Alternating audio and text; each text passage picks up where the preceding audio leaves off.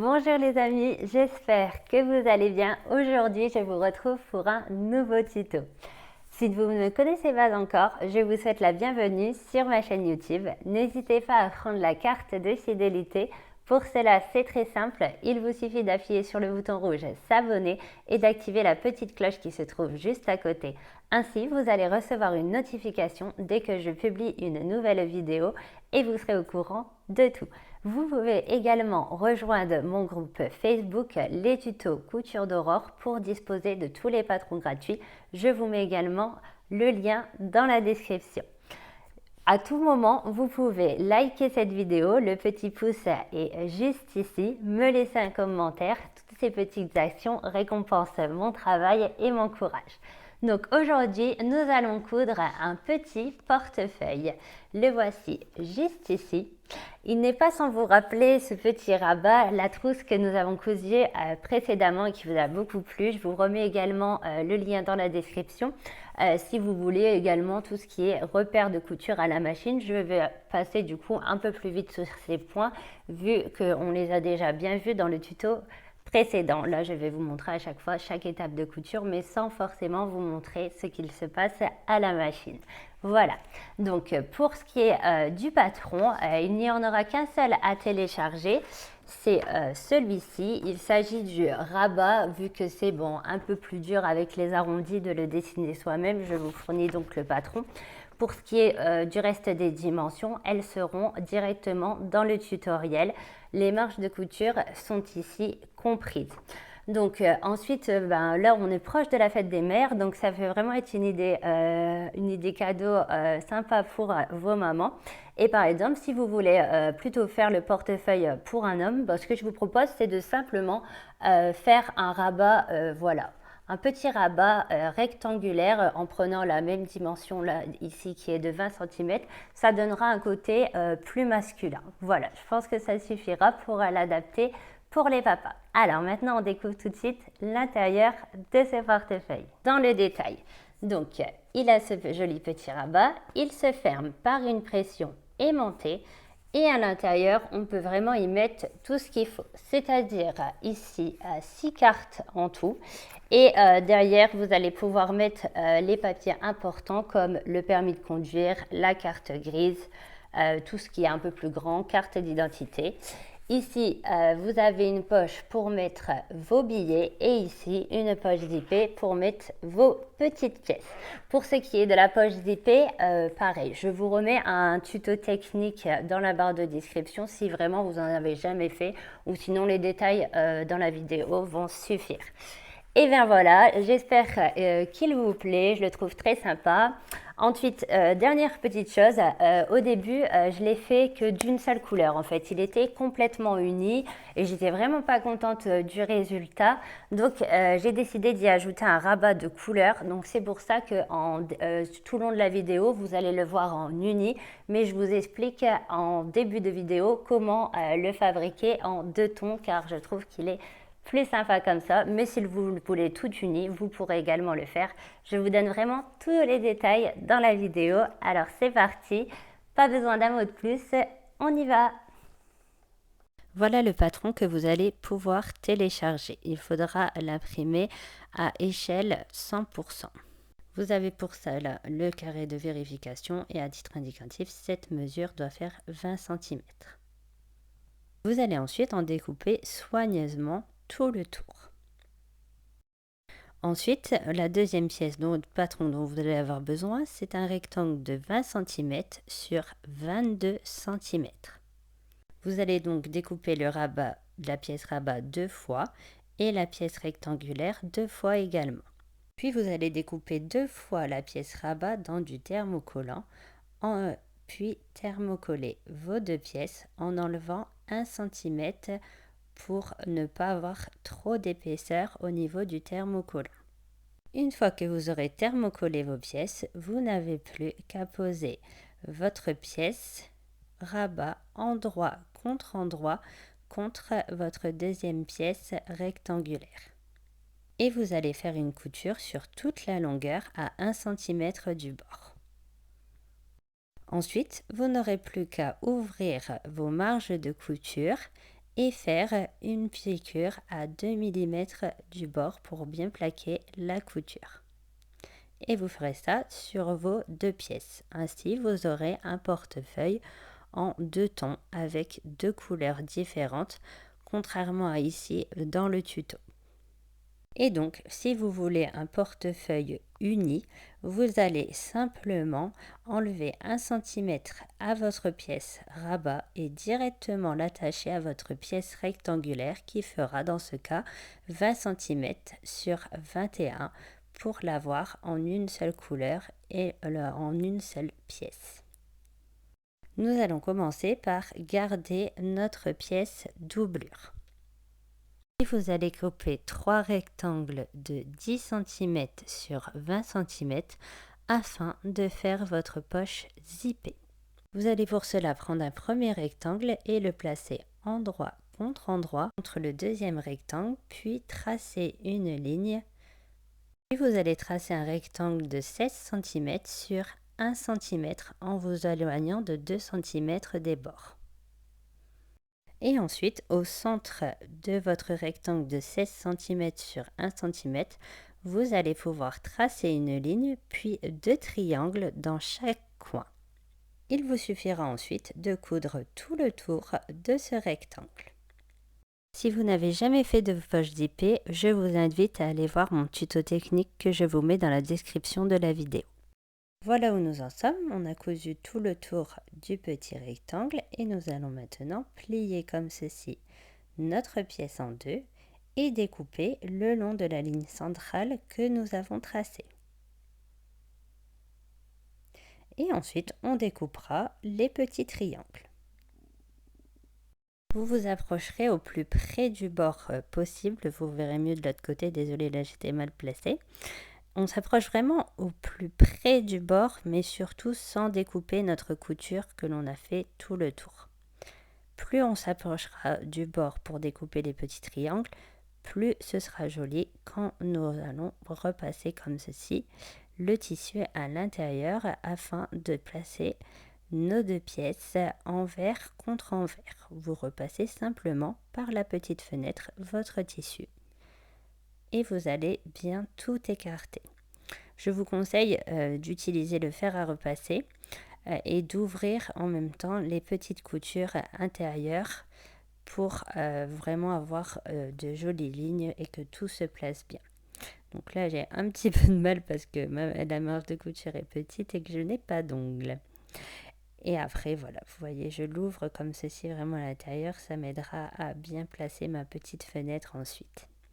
Vraiment, n'hésitez pas à vous rendre dans le tuto technique si vous n'avez jamais fait de poche zippée. J'en avais créé un spécialement pour ça, comme ça à chaque fois qu'on refait une poche zippée, vous avez un tuto détaillé sur ce point.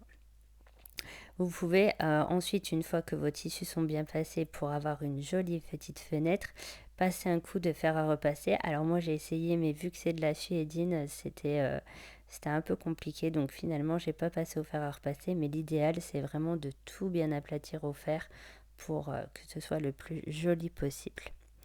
Après on va pouvoir du coup placer notre zip. Il va vous falloir pour cela un zip de 15 cm ou un plus grand que vous allez recouper et on va le placer pile sur notre petite fenêtre. Je vous montre tout de suite. Donc voilà, maintenant que je suis sûre d'être bien placée, je vais mettre mon zip juste comme ceci sur le dos en déplaçant légèrement mon curseur vers l'intérieur, comme ceci. Et ensuite, on va simplement faire une couture tout autour du zip. N'hésitez pas à mettre des petites épingles. Et voilà le résultat, une fois que j'ai cousu sur tout le tour de ma fenêtre, mon zip est cousu. Il n'est plus qu'à recouper le surplus du zip de chaque côté, comme ceci. Et maintenant, on va pouvoir placer notre troisième partie, qui elle doit être posée sur le dos du zip. Et on a la mauvaise face vers nous afin que la belle face se trouve à l'intérieur de notre poche.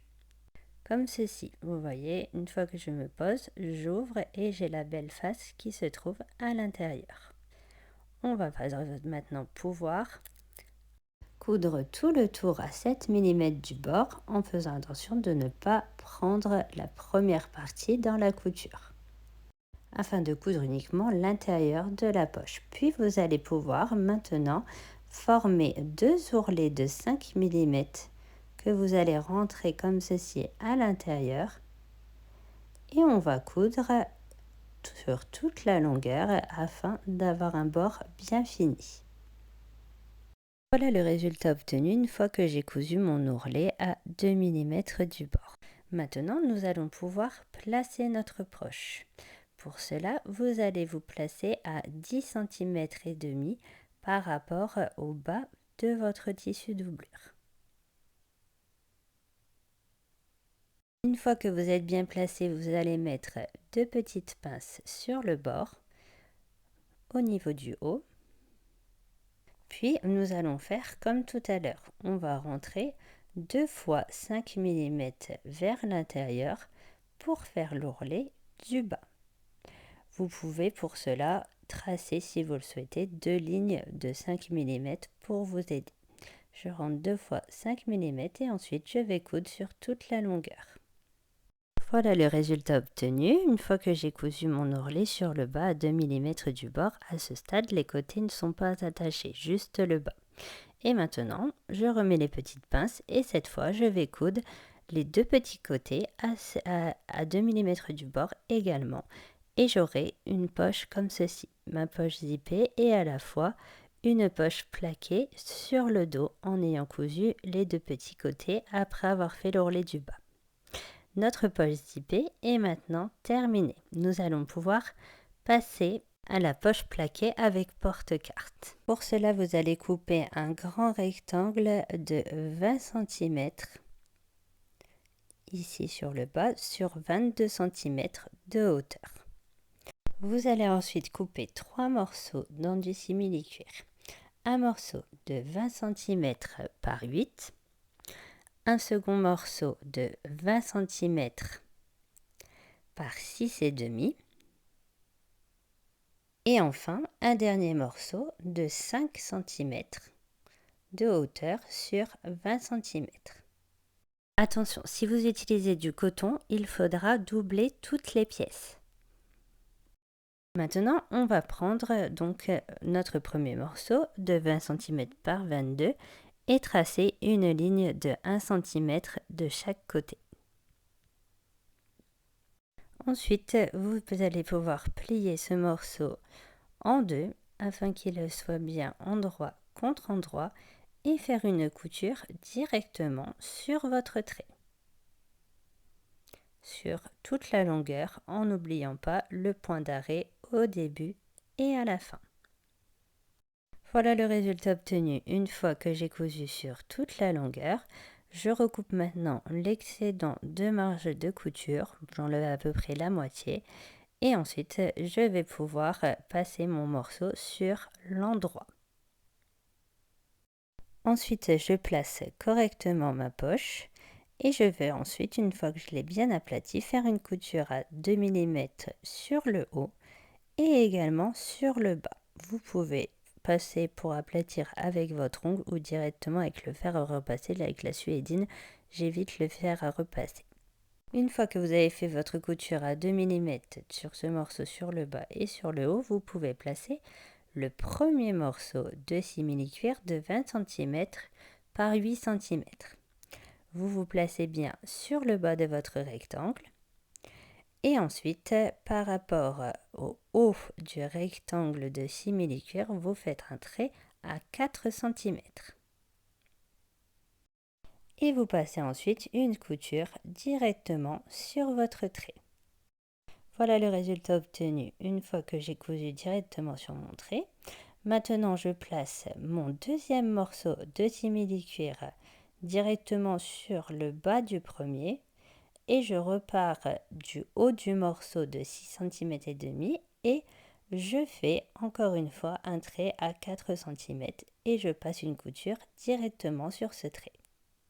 Nous allons maintenant recouper le bas de nos deux pièces de simili-cuir pour limiter les épaisseurs. Vous laissez 1 cm à peu près de marge. Et maintenant, on peut placer notre dernier morceau de 20 cm sur 5 et faire une couture sur le bas à 2 mm du bord. Voilà le résultat obtenu. Maintenant, nous allons pouvoir faire une séparation en prenant le milieu et toujours pareil, on va tracer un trait. J'utilise un crayon de bois car ça s'efface facilement et ça marque bien sur le simili-cuir. Donc là, vous voyez pas très bien mon trait, mais vous passez directement une couture dessus. Ici, de bas en haut, en n'oubliant pas les points d'arrêt au début et à la fin. Et maintenant, on se place simplement comme ceci sur le bas de notre tissu doublure, tout en bas. Et on va passer une couture sur 3 côtés. Le résultat obtenu, j'ai cousu ici, sur le bas jusqu'ici. Et ainsi, j'ai ma seconde poche plaquée plus mes porte-cartes. On va pouvoir passer à la pose de la pression aimantée. On va se placer sur le dos de notre tissu doublure et faire prendre le milieu de notre arrondi et faire un repère à 2 cm du bord. Donc la rondelle se place sur le haut à 2 cm du bord. Vérifiez ensuite que vous avez bien 2 cm sur tout le tour de votre pression pour être sûr d'être bien placé au centre. Et ensuite, vous marquez deux petits traits de la rondelle en faisant un repère au crayon. Donc, personnellement, j'ai été placée qu'à 1,5 cm. Ça a été compliqué pour faire les coutures. C'est pour ça que je vous fais placer la pression aimantée à 2 cm. Ça sera très bien. Ensuite, on plie en deux notre tissu et on coupe sur nos petits traits. Et ensuite, on passe la partie, je ne sais jamais si c'est mâle ou femelle, donc la partie la plus plate de la pression aimantée. Puis, vous placez la rondelle et ensuite vous écrasez les pattes. Si votre tissu est fin, n'hésitez pas à mettre une petite pièce comme ceci de simili-cuir juste avant de placer votre rondelle. Ça vous permettra d'avoir un renfort et que votre pression ne s'abîme pas dans le temps. Donc je vous montre ce que ça donne une fois posée cette première partie de pression. Et voilà, ma première partie de pression est posée. Je me place maintenant endroit contre endroit mon tissu doublure avec mon tissu extérieur qui vous sera bicolore si vous l'avez décidé. Donc on va commencer à laisser une grande ouverture sur le centre et on va coudre tout le tour jusqu'ici. Attention de laisser une ouverture d'au moins 15 cm. On commence par un point d'arrêt. On va jusqu'au coin et la petite astuce, si vous n'êtes pas tombé tout pile par rapport à votre pied de biche, vous faites un point supplémentaire ou au contraire un point en arrière. Ensuite, on coud la grande longueur toute droite et c'est là qu'il va falloir être précis, c'est au niveau des arrondis. Il faut faire en sorte de suivre le plus parfaitement possible le pied. Si cela vous paraît vraiment trop compliqué, n'hésitez pas à faire des repères, bon c'est un peu long, mais faire plein de petits points afin d'enlever 7 mm de marge de couture afin de former un tracé pour repasser pile dessus. Ça peut être une solution pour avoir quelque chose de plus joli. Donc vous voyez, arrivé à ce moment-là, je suis vraiment trop proche de ma pression. C'est pour ça que je vous l'ai fait placer 5 mm plus basse que la mienne. Et voilà, sinon pour l'arrondi, vraiment il faut aller très très progressivement et essayer de reprendre toujours le plus juste possible le début de chaque arrondi. Et ensuite, on fait la deuxième grande longueur sur toute la longueur. Et pareil, arrivé au coin, on fait demi-tour. Si on est trop loin, on fait un point en arrière. Si on n'est pas assez loin, on fait un point en avant et on fait un point d'arrêt. Donc voilà, une fois que j'ai cousu tout le tour, on arrive à la partie non négligeable et très importante, c'est les finitions. Il va vous falloir couper entre chaque arrondi comme ceci et aller au plus près de la couture.